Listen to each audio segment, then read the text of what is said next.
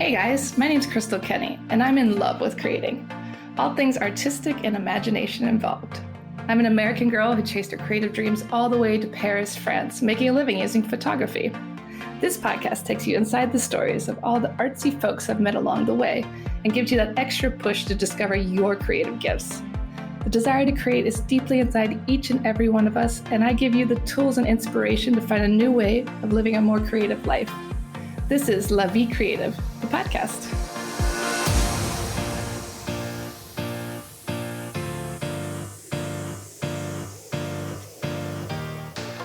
Claudine Hemingway is a descendant of famed writer Ernest Hemingway. We bumped into each other at a party and decided to team up and dive deep into French history, but with a twist, by bringing a spotlight to those lesser-known creatives in France. This is History with a Hemingway. Welcome back to Paris History, Avec, Hemingway. I'm back with Claudine. We were enjoying this beautiful sunny day today in Paris. It's incredible. And the anniversary of what happened in Notre Dame, which Claudine got in on the action of that. She got interviewed by like 4 different news stations this morning, standing in front of Notre Dame. But today we are going to talk about Rachel Felix. And if you have no idea who she is, you're about to find out who she is. So I'll let Claudine take it from here. Yeah, this one, I found out about her because I was doing research on one of the live walks we do on Sunday, and it was going to Place des Vosges, and I was deep diving into Place des Vosges to find out who like literally lived in every single building there. And came across her name and was like, well, who is that? And I looked into it, and it said it was like she was the first international stage star. And I was like, what? And then found out there was a book about her, and I was like, okay, we have to do more about this woman. So it's very interesting. This is, way before she was basically, it was just Rachel, way before there was a Cher or a Madonna. But she was born in 1821 on February 21st in Switzerland. Her father was, Jacob was a peddler. Just love that. And her birth name was Elsa Rachel Felix. And so she was born in the German side of Switzerland, and her mother was Elizabeth Heyer, and she was a bohemian dealer of secondhand clothes. So, both of her parents were, just out there peddling their goods all the time. Peddlers.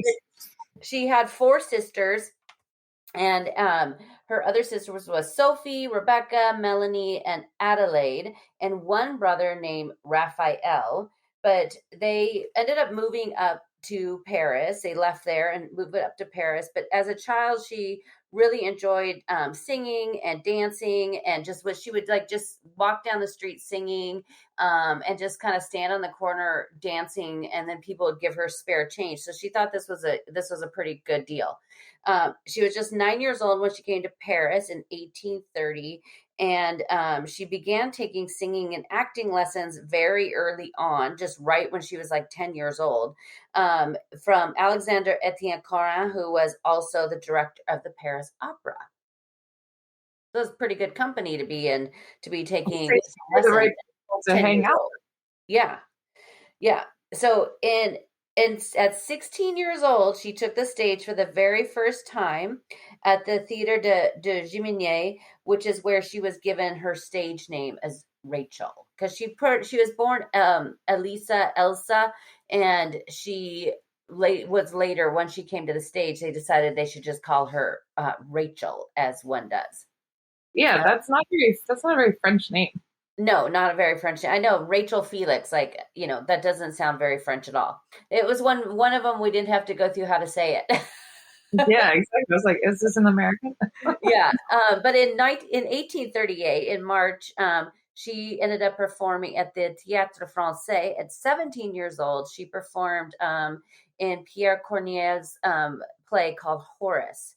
At the time, she ended up, very early on, especially, we've talked a lot about the different, actors and dancers, and, those people were, considered basically, a rung above prostitution, because in the eyes of, the community and the people, they were basically selling their body for their art, which is kind of ridiculous. But, artists weren't thought that way. Her first lover was the former opera director, Louis Varron. And so this is another one where, we also love the courtesans. So there is quite a bit of the mingling through some of the courtesan stories with this one too, which we always love. But as I was saying, they were definitely considered, they weren't looked very well upon. She was also Jewish. So she was, at the time, she was Jewish and she was an actor. At the time, they were denied, Christian marriages and burials. And one of the few places that actually would accept these people was in the theater, of course, which is very sad. It's always been the misfits in the theater. Even today, you think back to high school, it's always the misfits. Yeah, it was always, but and it's like, it's so horrible. Like in high school, it was like, the kids that were like, the computer kids and those, it's like at the theater kids, it's like, those are the ones that grow up to be like awesome. Yeah, those ones that have like real jobs and do cool things. Yeah, I was just recently at the Carnavalet, and there was like it was like a high school age group of kids in there just running amok. And I was like, I am trying to do research here.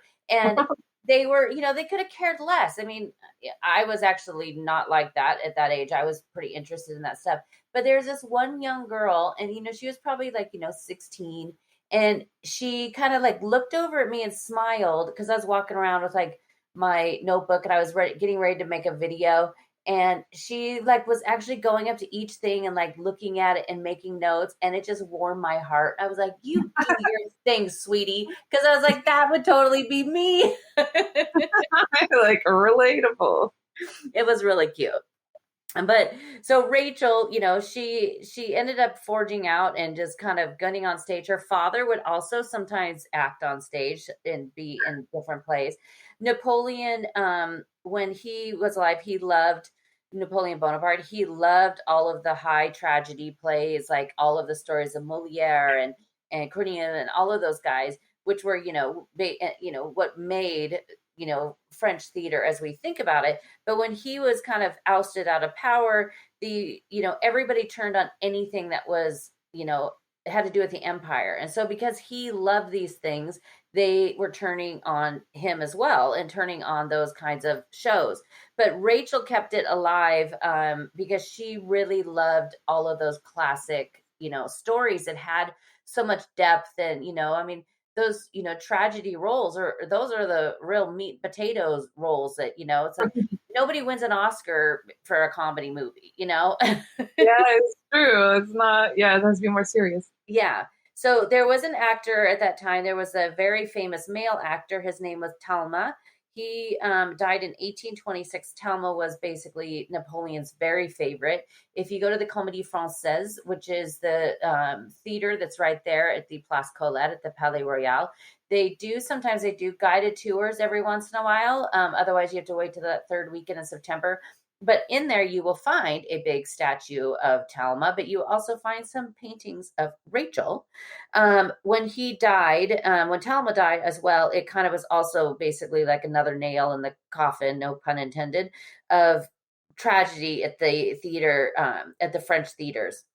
And so, but she still kept on it. She still wanted to keep doing those things. She preferred all of those old masters at the time. And so because she kind of kept with it and people started to fall in love with her, she basically brought all those things back into vogue and basically resurrected all of that, those stories. And those things are still played now. I mean, this year's the 400th anniversary of Moliere, and the Comédie Française has been doing this thing for 3 months of doing all of these old Moliere plays. You could probably find a Moliere play playing, on stage every single day of the week at multiple theaters in France. That's not a bad thing. Yeah, and that's from 400 years ago. But because she was so popular, she was on the stage. She, public, it's just like now. Anybody, it just took longer for word to spread. but people were completely devoted to her. They were just obsessed with her, including men. But then at some point, they also, you know how they are. We like to raise these people up on pedestals, and then we love to watch them fall and help push them down. Um, and so the public opinion would also help shape her roles on stage, and it would also add at times to her failures of everything else that was going on with her life. So she, everybody were completely obsessed and wanted all this attention from her. But they started to turn on her when they started to realize that, in her personal life, here it's like they basically think of these people as prostitutes on a stage. And then she was sleeping with quite a few men, quite a few very powerful men. And then at the same time, people, of course, they didn't like that. Yeah, they got jealous. But she had, one lover after another within the theater. Her most famous lovers was Napoleon III. Oh, wow, that's a pretty big deal. That's a pretty big deal. She slept with Napoleon III. He was one of her lovers. And then she also slept with the illegitimate son of Napoleon Bonaparte as well. And he was, Napoleon had an affair with the Polish Countess Marie Waleska. And they were together for quite a while, and he was completely obsessed and in love with her. She ended up actually having a miscarriage, and then she ended up getting pregnant again, and then had a son with him, Alexander Florian. What? She had a kid with this guy? Yeah, so she basically had the grandson of Napoleon. That is wild. But she also slept with Napoleon III, who would have been, the cousin. No idea. I think it would be a cousin. She also ended up having a child with Arthur Bertrand, whose father was Henry Bertrand, who was a French general in the Revolution and under the Napoleonic Wars. When Napoleon was exiled out to St. Helena, he ended up going out there, and he had a son named Arthur. So Arthur was born out there at St. Helena when Napoleon was out there at the end of his life, and he became a favorite of Napoleon. And then she ends up having a child with him as well. She was a busy mama. All of these famous dudes making babies. She was very busy in the Bonapartes. She became very busy, but her son, Alexander, he became a diplomat, and he died at his post in 1898. And then Gabriel Victor, which was her other son, he also died at a young age too, which was kind of sad. After she died. They died after she died. She didn't outlive her kids. No. But she had quite a few different other lovers. Alexander Dumas, of course, of Three Musketeer fame. He wanted to be her lover as well, and she actually refused him. What? Yeah, she actually said, "No way." It's only about the Bonapartes. I know.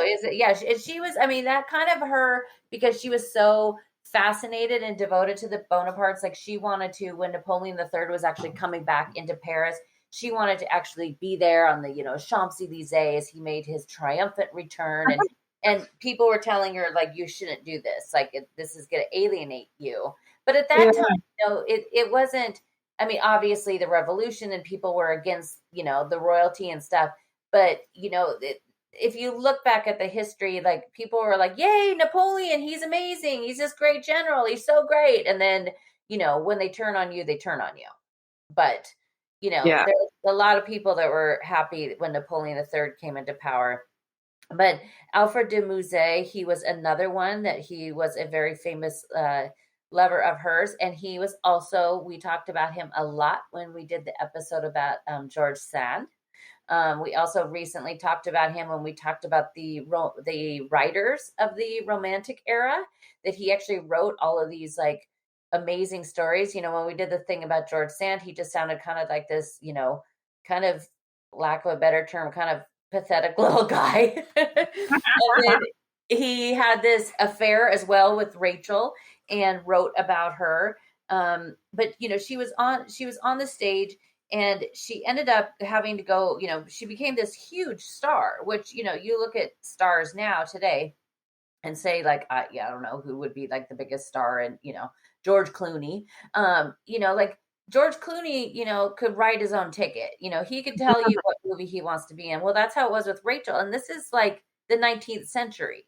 So this was That's a very huge. long time ago. Yeah, And for a woman, like for yeah, a woman to do anything. exactly. I mean, a woman just on top of it, and a woman on the stage. Because at one point, we've talked about some of these other ladies that they like Olympe, who did the rights of the women. Mhm. She started writing these plays and stuff for women, and she had to end up like creating her own theater just for women because it wasn't an okay thing to do at the time. Yeah, yeah. So she ended up, excuse me, Rachel ended up creating all of these things. And then she was so sought after that she finally, after she'd get into all these like fights and even get into legal battles with some of these theaters, until they finally decided that they were like, okay, the Theater Francais was like, we will give you a 1-year contract. And in that 1-year contract, you have 6 months off. So Wow. this way she could tour, and she could tour around. She would have to perform on stage for 48 times within those that other time in France, at the Theater Francais, and then the rest of the time she could go off and perform. They ended up giving her, so she was making like 300,000 francs, which was an insane amount of money at the time, especially for a woman. So she was really like, controlling her image at a time when you didn't get to do, I mean, you barely get to do that now. True. She was way ahead of the game. She was really, really ahead of the game. So she started touring. She would tour to Scotland and England. She would go to Germany. She'd also even go to Italy and perform. And then she decided that she was going to go to Russia because they loved them. I mean, Russia definitely, Moscow had a thing. We've talked about that when we've talked about Veuve Clicquot and about the other ladies of Champagne, that Russia really had this fascination with things that were, French and English. And I think it's a lot because of, the royalty in Versailles, and, the Queen of England and all of those, the King and Queen of England and all of that kind of stuff. So, here she was, of course. And so she planned to go there. She was going to go to Russia and go to Moscow and do this tour in 1853. It was on the eve of the Crimean War. She was on her way there. And some people were like, you shouldn't be going, because the Crimean War was basically against the, France and England had broke their relations with Russia. And she was like, well, I'm still going to go because maybe I could broker a deal. Oh, no, that was bold. Yeah. So she went to, excuse me, and she ended up going to Russia. She performed there for 2 months on the stage there in all these different places. And when she came back, people were really mad at her. I mean, the Crimean War, what's going on right now with Russia and the Ukraine. I mean, that would be like somebody saying all of a sudden, like, hey, I'm going to go perform in Russia. Like, that would not go over well right now. Yeah, exactly. Everyone's been kicked out of like doing anything with Russia. Yeah. So she ended up coming back, and then she decided she was going to head in 1855. She headed to New York. She did 24 performances in New York City. And then she went on to Boston, Philadelphia, Charleston, South Carolina, and then even on to Cuba. Oh, cool. I mean, this was the 1850s. She's all over the place. How'd she even get around? Yeah, I mean, and this is also before another lady, like basically like kind of the queen bee of the French stage, Sarah Bernhardt. This was before Sarah did this. How come we've never heard of this woman? I know. And even like, if you look up on like Wikipedia, there's hardly anything about her. And that's when I mean, it's just the general born, died. She was on the stage, had a kid with Napoleon's son, but it was when I found out there was a book about her, and I was like, oh my gosh, I've got to read this. Like, I need to know more about her because she ticks all the boxes. She was a courtesan. Yeah, we love that. And we love that.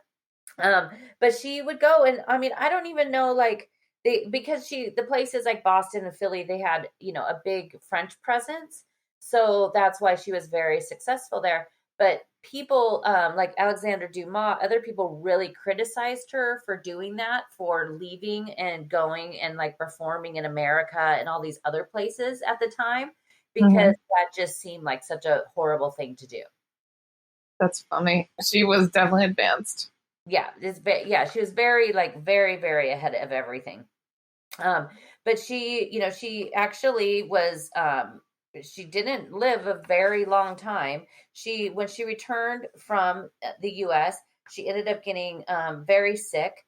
Her doctor told her that she should go to Ems to take the water. I always love reading and finding that phrase, take the water, because there was all like Vichy and all of these places in France that they basically, in Vitel, where they say that the waters have these amazing healing abilities, and there must have been some truth to it. It must have actually worked with some people.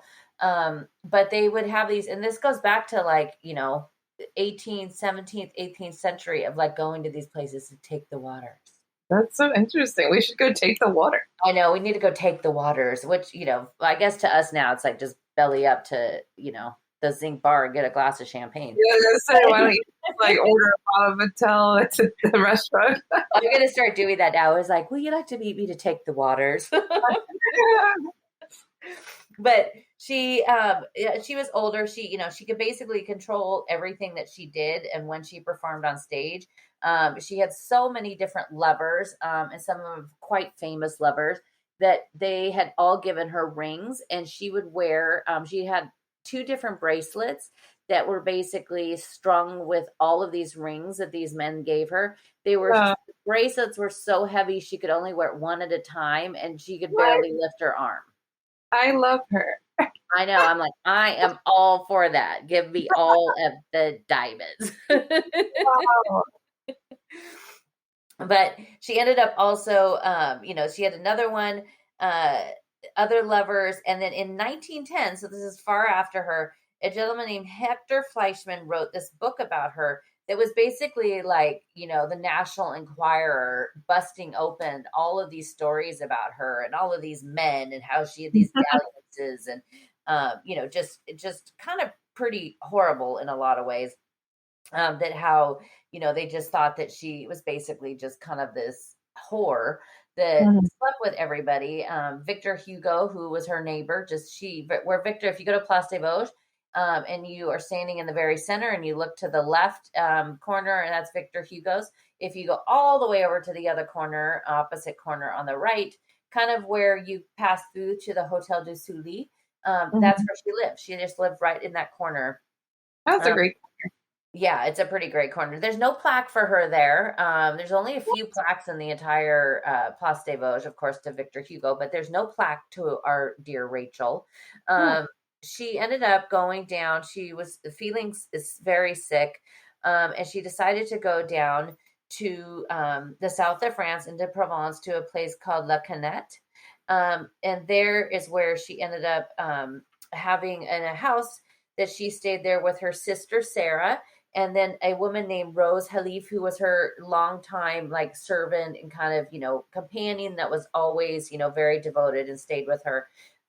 As she was getting sicker and sicker, she decided that she would put together, she had saved all of these letters from her many different admiring men, and she would put them all together and read them all again, and then she'd wrap them, like stack them all up and wrap them in ribbon, and then put together these fruit baskets and put the letters in there and send them all back to what? Yeah, she sent the letters back. Why? Yeah, as this, like, because she was dying. She knew she was dying, so she was just like, here is my, thank you for the memories, and here is this. She would write all these letters to people, telling them how she felt about them and all the years, with everything. She had asked her family to bring all of her jewels, aside from just all of her rings, that because she wanted to be basically laying there and feeling the coolness of the gems against her skin. Oh my goodness, she was just bathing in jewels. She had taken the water. She is now my role model. But she was Jewish, and she never hid that during her entire time. And of course, some people, of course, did not like that. But in a Jewish tradition, they would hold these vigils and sit at her bedside, and they were chanting Hebrew prayers as she was basically at her deathbed. They say that as she died, the moment she died, a gust of wind blew through the house and blew out the candles. Well, what happened to her? Why did she die? What was wrong with her? Well, she had different forms of like tuberculosis because, at this time they either have syphilis or tuberculosis if they died in, the 19th century. All those lovers. Yeah. She had said that she wanted to get back to Paris. So when she died, she was placed into a double coffin, one of lead, and then was placed inside a walnut one, much like, Napoleon's multi-layered tomb. And then she was taken back up to Paris, but they had, announced that she had died, that she was on her way back to Paris. There was a procession on the train back to Paris. Every town that they would stop in, these train stations were turned into like stages. And the local theater companies would come. They would be showering, the station with flowers, and basically the train would stop, and they'd hold these little things in front of her coffin, and they would just keep moving on until she returned to Paris. And then her body was taken, her coffin was taken to Place des Vosges, into her apartment, and then it was sat there on vigil for people to come and visit her. She had like the longest funeral ever. Yeah, I mean, that's what they did for, like, Lincoln. Hey, they did this for, like, a courtesan actress who was really just prostitute all them? She was definitely more of a, on the side of being, she was literally the first international, like, star. Superstar. Yeah. Wow. What did she look like? Was she pretty? She has very dark features. There's some paintings that I'll put on my website. There's some paintings and some sculptures. I've taken some pictures of the ones inside the Comédie Française. Very sneaky, because when you do that, when you go in there, you're not supposed to take pictures. So of course I had to be so sneaky when I do it. But when she finally arrived to Paris, they stopped it on the way because she was going to arrive on the Sabbath, and you couldn't do that. So then they basically stopped the train on the way. They waited, and so she arrived on Saturday morning. Her coffin, when it was placed in her apartment, was draped with a cloth that was embroidered with silver stars. And then 3 crowns were placed on top of it, one of laurel wreaths, one of gold leaves, and one of cypress. Talk about extra. I love it. I know. It gets even better. She was taken by 6 horses from her apartment at the Place des Vosges through the Place de la Bastille, and then all the way to Père Lachaise. When she was on the way, there was this huge procession with all of these guards that were there. Her 2 sons were not there. One of them was away at school, and the other one was in Switzerland. 600 carriages of people followed the procession to the cemetery.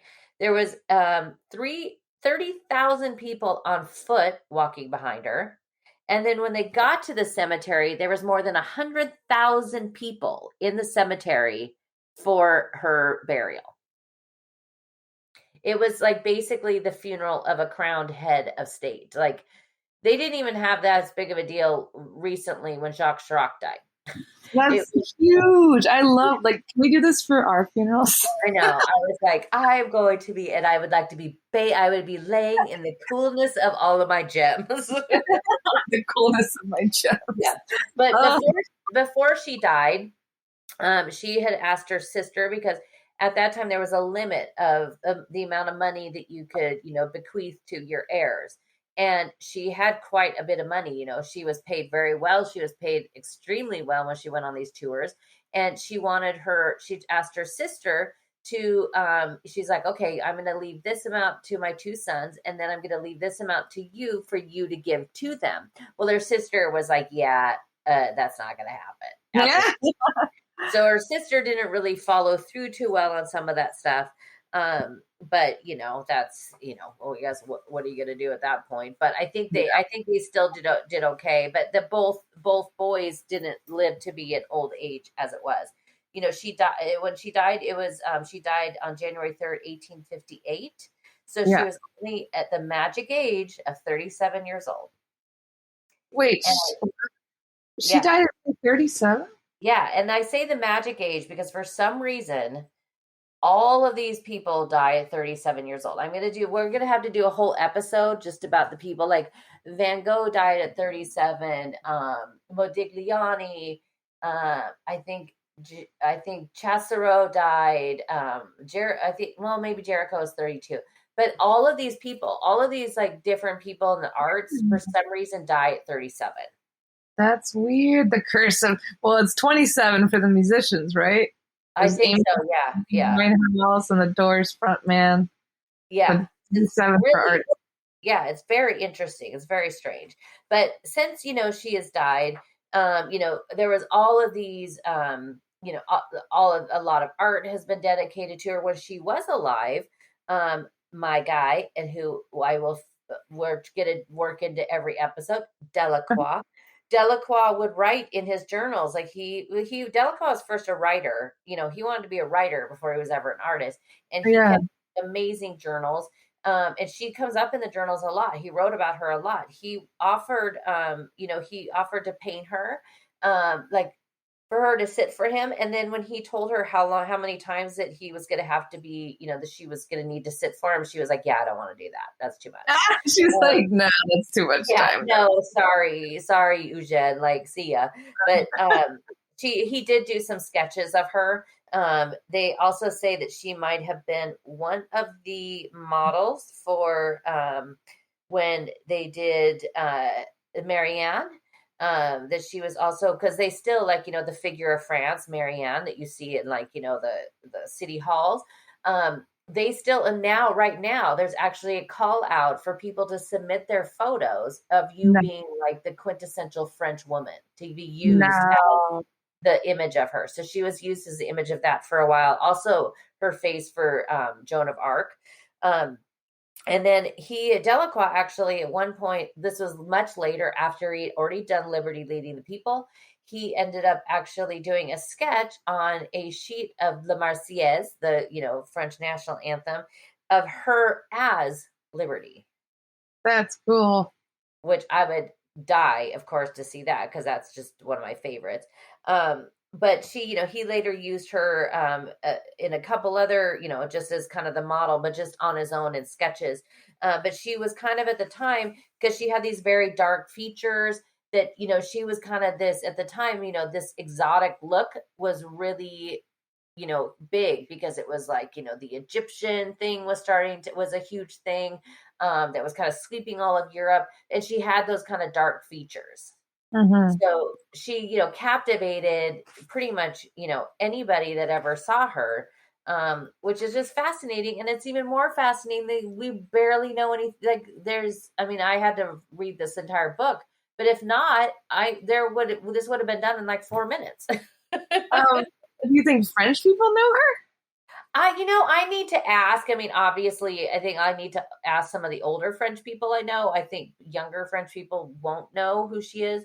But I remember seeing when I went into the Comédie Française, I remember seeing, and when I did the tour, it was all in French. And I remember the woman saying, "This is Rachel," and she was, basically like the star of the stage.